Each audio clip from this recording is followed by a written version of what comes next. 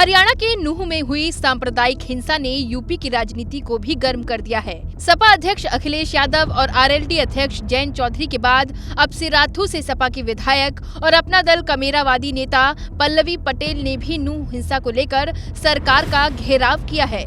पल्लवी पटेल ने ट्वीट कर नूंह हिंसा को लेकर बीजेपी का घेराव करते हुए लिखा है कि मणिपुर के बाद नूंह में सांप्रदायिक हिंसा बेहद चिंताजनक है।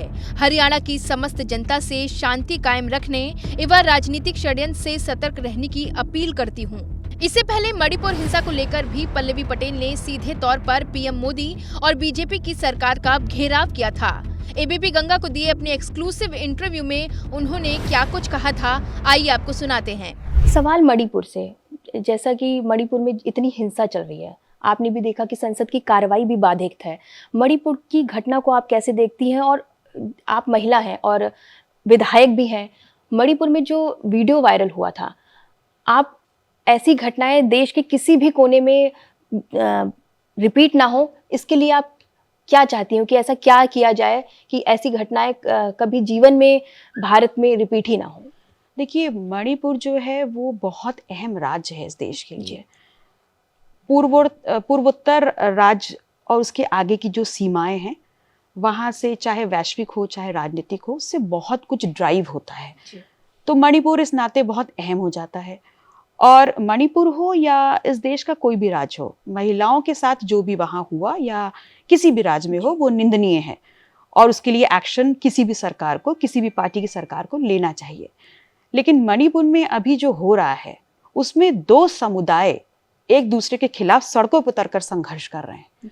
और ऐसे में मुझे ये समझ में नहीं आता कि अगर माननीय प्रधानमंत्री जी हमारी बात नहीं सुन रहे हैं, तो कम से कम अपने लोगों की बात तो सुने। वहाँ पर उनकी अपनी राज्यपाल हैं, उनके अपने विधायक हैं, उनके अपने मंत्री हैं, वो भी तो फ्रंट पे आके बोल रहे हैं कि यहाँ पर केंद्र सरकार को हस्तक्षेप करना चाहिए, माननीय प्रधानमंत्री जी को बोलना चाहिए। तो क्यों नहीं बोल रहे हैं?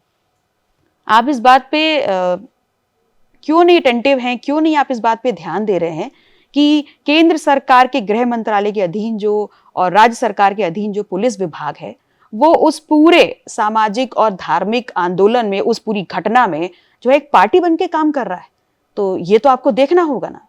इससे पहले जयंत चौधरी ने भी नूंह की हिंसा को चुनाव से जोड़ते हुए ट्वीट किया था और सरकार से पूछा था कि सरकार को कड़े कदम उठाने चाहिए, जवाब भी दें। ऐसे तनाव पैदा करने वाले लोग, संगठन और आयोजक को छूट क्यों?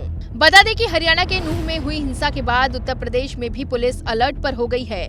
हरियाणा से लगी यूपी की सीमा पर पुलिस ने गश्ती बढ़ा दी है। यूपी में प्रवेश करने वाले लोगों का नाम पता नोट किया जा रहा है। ट्रक, कार, बस आदि वाहनों की गंभीरता से जांच की जा रही है। बता दें कि डीजीपी ने हरियाणा से सटे 11 जिलों में अलर्ट जारी कर दिया है, जिसमें मथुरा, आगरा, फिरोजाबाद, सहारनपुर, मुजफ्फरनगर, मेरठ, बागपत, हापुड़, अलीगढ़, शामली के अलावा नोएडा में भी पुलिस को सतर्क रहने को कहा गया है।